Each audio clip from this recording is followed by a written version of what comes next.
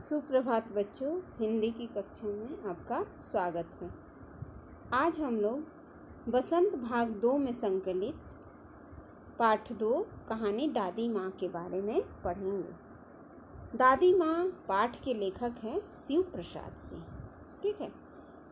दादी माँ, जैसा कि शीर्षक से ही प्रतीत होता है कि इस कहानी में हम दादी माँ के बारे में पढ़ेंगे। किसकी दादी माँ? तो लेखक की दादी माँ, जो लेखक शिव प्रसाद सिंह हैं, उनकी दादी माँ। लेखक अपने दादी माँ के बारे में इस पाठ में वर्णन किए हैं। ठीक है। लेखक इस पाठ को उस समय लिखे हैं जब एक लंबी बीमारी के बाद उन्हें एक पत्र के माध्यम से यह समाचार मिलता है कि उनकी दादी की मृत्यु हो चुकी है। ठीक है।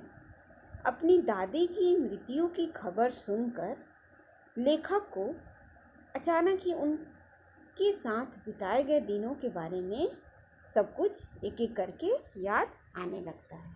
ठीक है। लेखक कहते हैं कि लेखक को जब तक अपने गांव की याद आती रहती है। ठीक है।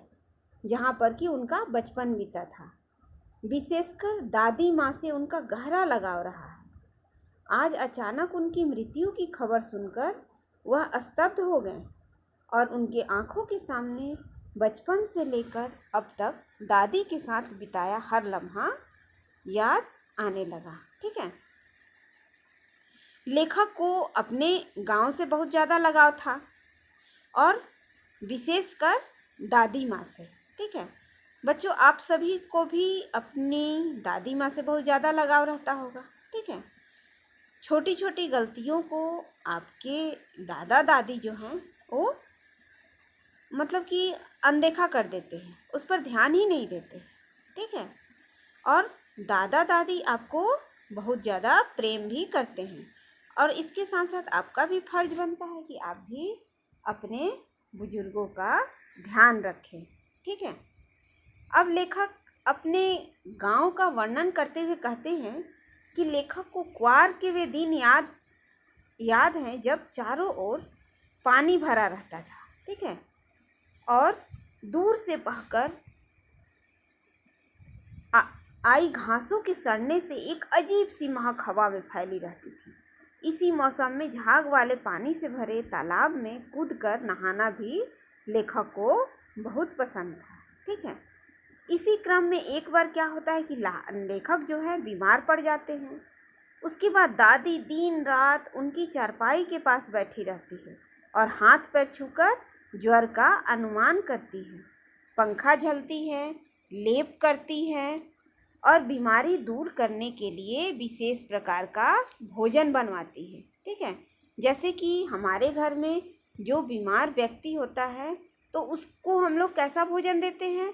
ऐसा भोजन कि जो आसानी से पच जाए। ठीक है। जैसे कि खिचड़ी। तो जब लेखक बीमार पड़ जाते हैं तो दादी माँ उनकी हर चीज़ों का ध्यान रखती है, उनकी चारपाई के पास ही बैठी रहती है, हमेशा उनके हाथ पैर को छू करके ज्वर का अनुमान लगाती है कि ये ज्वर मतलब होता है क्या? बुखार, फीवर। ठीक है। वो हमेशा लेखक को छू करके इसका अनुमान लगाती हैं कि कहीं लेखक को ज्वर ये बुखार जो है वो तेज तो नहीं हो गया। ठीक है। लेखक की जो दादी हैं उनको गांव की 50 किस्म की दवाओं के नाम याद थे। गांव में कहीं कोई बीमार होता वह उसके पास पहुंच जाती थी। ठीक है। और तुरंत बीमार को छू करके वो बता देती थी कि उसे क्या बीमारी है। जैसे निमोनिया, सरसाम आदि जैसी बीमारियों को वो छू कर ही बता देती थी। उसके बाद लेखक कहते हैं कि लेखक के बड़े भाई की शादी तय हुई तो दादी माँ का उत्साह देखते बनता था। यूं वह कोई काम न करती थी लेकिन किसी काम में उनकी अनुपस्थिति विलम्ब का कारण बन जाती थी। मतलब लेखक कहते हैं कि जब उनके भाई किशन का ब्याह मतलब जब विवाह हो रहा था तो उस समय भी लेखक की दादी के उत्साह में कोई कमी नहीं थी।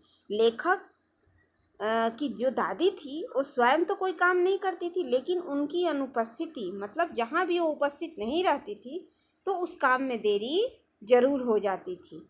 उन्हीं दिनों लेखक ने दादी माँ को सूद के पैसों के लिए रामी की चाची पर कठोरता पूर्वक बिगड़ते देखा। वह आंखों में आंसू लिए दादी माँ से मिन्नतें कर रही थी। उसकी बेटी की शादी थी, पर दादी अपने पैसे छोड़ने को राजी ही ना होती थी। लेखक से यह सब देखा न गया तो वह वहाँ से खिसक लिए। ठीक है, लेखक क्या देखते हैं एक बार कि रामी की चाची जो थी तो उनसे दादी अपने पैसे मांग रही थी, क्योंकि दादी ने उन्हें पैसे उधार दिए थे। ठीक है, अब ये लेखक देखते हैं कि बड़ी कठोरतापूर्ण ढंग से जो दादी हैं रामी की चाची पर बिगड़ रही थी। ठीक है, और रामी की चाची उनके पैसे नहीं लौटा पा रही थी। क्यों? क्योंकि उनकी बेटी की शादी थी। ठीक है, लेकिन दादी तो अपने पैसे बार बार मांग रही थी। यह देख कर के लेखक को एकदम से रहा नहीं गया। वह रामी की चाची पर दादी को इस तरह बिगड़ते हुए देखकर वहाँ से तुरंत चल दिए। ठीक है, लेखक की दादी जो है जब इस बात को सुनती हैं कि रामी की चाची जो है तो उनकी बेटी का विवाह होने वाला है, तो वो उस समय उनको वहाँ से जाने को कह देती हैं। ठीक है, और स्वयं कहाँ चली जाती हैं? तो स्वयं नहाने चली जाती हैं। ठीक है, उसके बाद कुछ दिनों के बाद रामी की चाची से लेखक ने जाना कि दादी माँ जो हैं तो उनका सारा कर्जा माफ़ कर दी है और 10 रुपये देकर बेटी की शादी में मदद भी की है। ठीक है, जो दादी बार बार रामी की चाची से अपने पैसे उधार दिए हुए पैसे को मांग रही थी, तो कुछ दिनों के बाद जब रामी की चाची लेखक से मिलती हैं तो उन्हें पता चलता है कि जो दादी हैं तो रामी की चाची का सारा कर्जा जो है वो क्या करती हैं, माफ़ कर देती हैं और ऊपर से 10 रुपये भी उन्हें देती हैं ताकि आसानी से वो अपनी बेटी का विवाह भी कर सके। ठीक है, यह घटनाएं जो है दादी के कठोर अनुशासन के साथ उनके कोमल स्वभाव को भी उजागर करती है। ठीक है, यह इस घटना से ये पता चलता है कि दादी ऊपर से कठोर जरूर थी, ठीक है, लेकिन वो अंदर से काफ़ी कोमल स्वभाव की थी। तभी तो जब वो उन्हें पता चलता है कि रामी की चाची की बेटी का ब्याह होने वाला है तो वो तुरंत उसका सारा कर्जा माफ़ कर देती हैं और ऊपर से 10 रुपये भी देती हैं। लेखक उनका लाडला था। ठीक है, लेखक को दादी जो है काफ़ी प्रेम करती थी और उसे लगता था कि किसी प्रकार का अपराध हो जाने पर दादी माँ की छाया में खड़े हो जाने से अभयदान मिल जाएगा। मतलब कि दादी तो लेखक की जो दादी थी लेखक को काफ़ी प्रेम करती थी, प्यार करती थी। तो जब भी लेखक से कोई गलती हो जाती थी तो वो उस गलती के लिए उन्हें कोई दंड न दे सके, इसके लिए वो कहाँ जाकर छुप जाते थे? तो अपनी दादी के पास, क्योंकि उन्हें पता था कि अगर मैं दादी के पास चला जाऊँगा तो मुझे कोई कुछ दंड नहीं दे सकता है, दादी मुझे बचा लेंगी।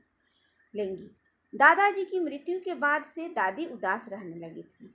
लेखक कहते हैं अपनी दादी के बारे में कि जब से दादाजी की मृत्यु हुई तब से दादी कैसी रहने लगी थी? तो उदास रहने लगी थी। धोखेबाज शुभ चिंतकों की वजह से भी परेशानी काफ़ी बढ़ गई।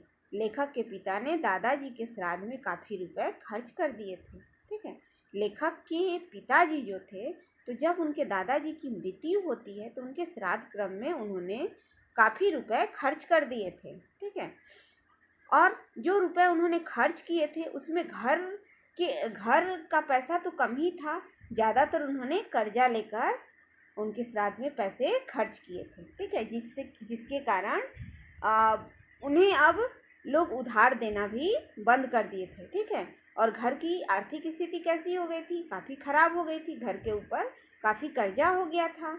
ठीक है, तो ऐसी स्थिति में जो लेखक के पिता हैं काफ़ी चिंतित थे और चिंतित होकर के ये आंगन में बैठे हुए थे। लेखक को ये ये सारी बातें काफ़ी अच्छी तरह से याद है कि किस तरह से लेखक के पिताजी जो है चिंतित होकर आंगन में बैठे हुए थे। तो दादी जो है उन्हें उस समय दादी क्या करती हैं, तो दादी जो है वो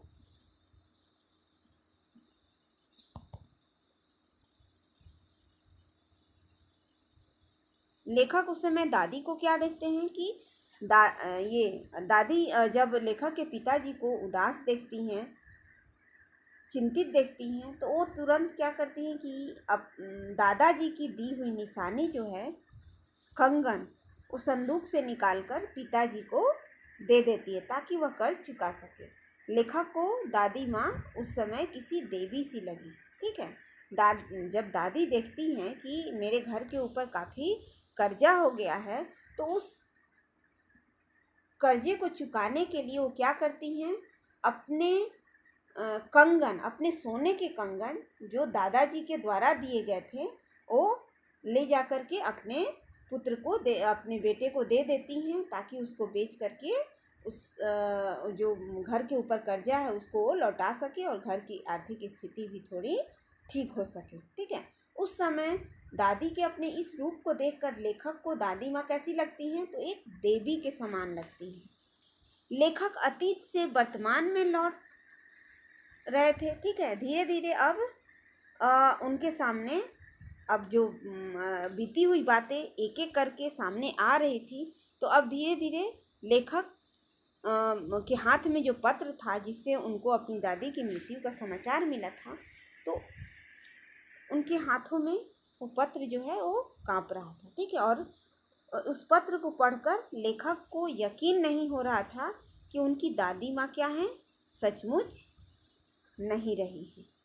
ठीक है, ठीक है बच्चों, तो ये पाठ आपका यहीं समाप्त होता है। इस वीडियो को आप लोग ध्यानपूर्वक देखिएगा और जो भी वर्क आपको दिया गया है उसको पूरा करके ग्रुप में भेजिएगा। ठीक है।